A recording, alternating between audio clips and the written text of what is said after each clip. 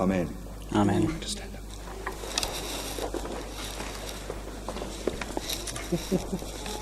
May I present to you Mr. and Mrs. Turner. Let's give them a round of applause. Well done.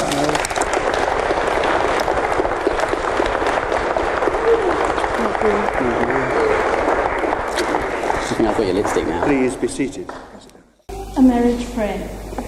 If I speak in the tongues of men or angels, but do not have love, I am only a resounding gong or clanging cymbal. If I have the gift of prophecy and can fathom all mysteries and all knowledge, and if I have faith that can move mountains, but do not have love, I am nothing. If I give all I possess to the poor and give over my body to hardship, that I may boast, but I do not have love, I gain nothing. Love is patient, love is kind.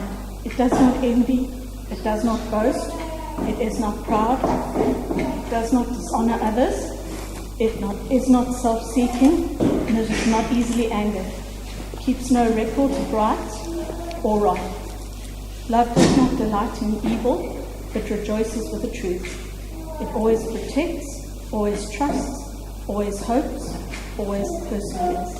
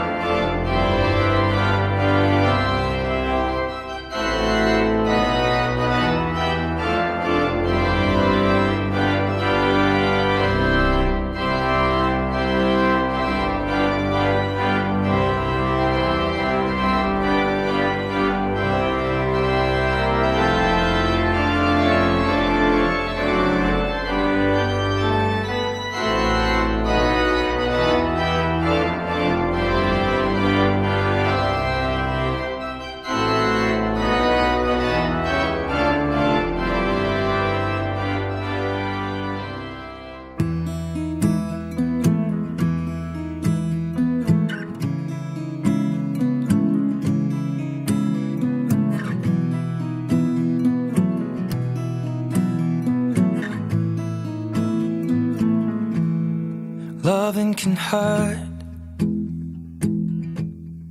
Loving can hurt sometimes, but it's the only thing that I know.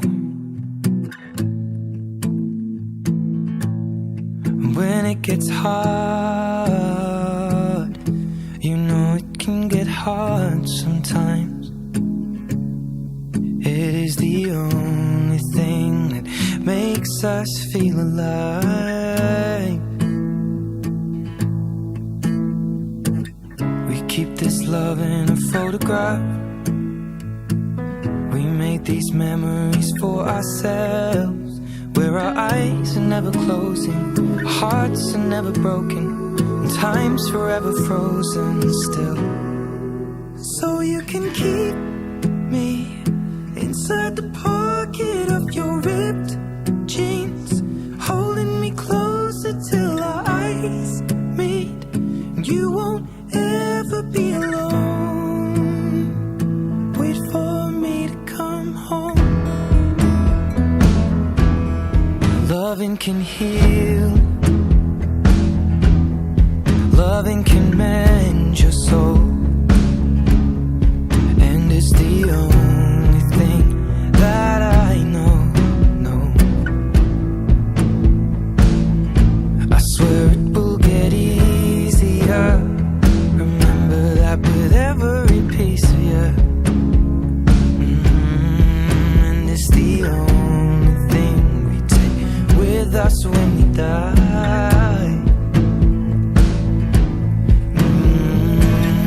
Keep this love in a photograph.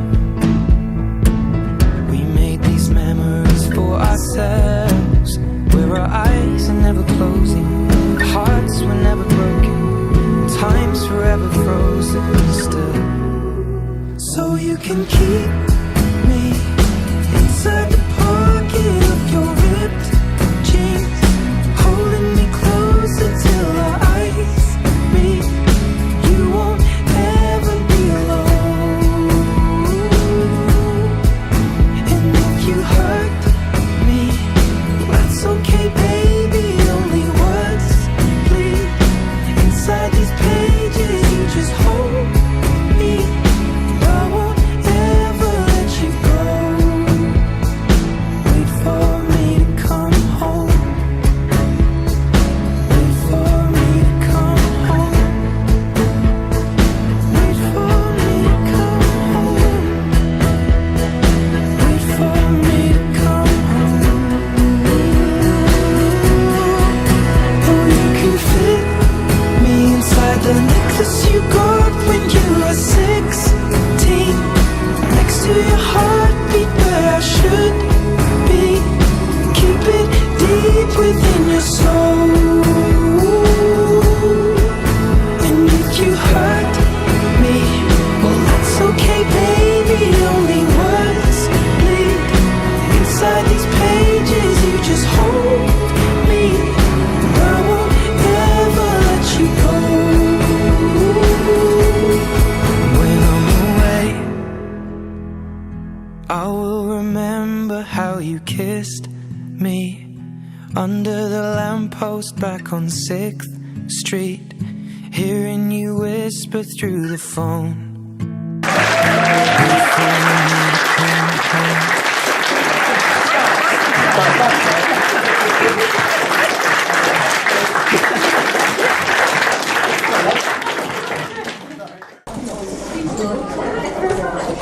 Tara and Matt, you make a wonderful couple, and Glenda and I are very, very proud parents today. I knew right from the start that Tara was going to be a very special person. She is determined, she is capable, and she is very adventurous. Some people may say that in her father's eye she can do no wrong, and they are right. So what a tall order this father turns out to be for any prospective boyfriend, fiancé, husband. But I want to say how contented we are today. Matt is the perfect match, and I am proud of Tara for choosing so well. So the toast I would like to make to you: may your love be modern enough to survive times and old-fashioned enough to last forever. So ladies and gentlemen, I give you the toast. Tara and Matt, Mr. and Mrs. Turner.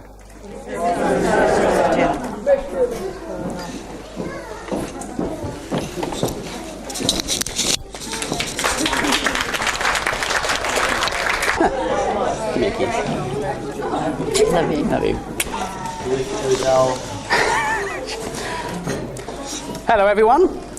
First of all, I'm just going to say, despite my usual default for this kind of thing, I'm going to keep the jokes to a minimum and save that for the best man speech coming a little later on. So enjoy the pressure there, Ben. Well, I'd like to say thank you to you all, each and every one of you, for being here today. It's great to see so many of the family, old and new members, here to wish both me and my wonderful bride the best on our big day. Lost my place already. I've got 4 pages yet. Some of you have come from just down the road, others from the other side of the world, and it's just fantastic that you've all come together for us. A lot of you in this room I don't get to see very often anymore, which makes today extra special. And a lot of you have never even met each other before. Don't worry, I know they are Australians, but unlike 99% of their animals, they don't actually bite. So, Phew, I was worried about that one. Now, I don't really know if there's a traditional order to these things, so I'm just going to do it in the order I wrote it down here, because I was told very sternly numerous times by Tara that today is not the day to ad-lib. So I want to first give thanks to Philip and Glenda, to Philip for his kind words a few moments ago, and to both of you for, well, housing us and putting up with me and Tara, after we first moved back to Australia, supporting us through trying to find jobs, finding our own house, moving, losing a cat, dealing with all my jokes and puns all the time, your massive help in dealing with the mammoth task of this engagement, coming all the way over to England for this wedding, and thanks I'd like to extend to everyone who did the same. And I've lost the place again. And finally, and most importantly, providing me with the most amazingly beautiful bride and raising her up to be crazy enough to marry me.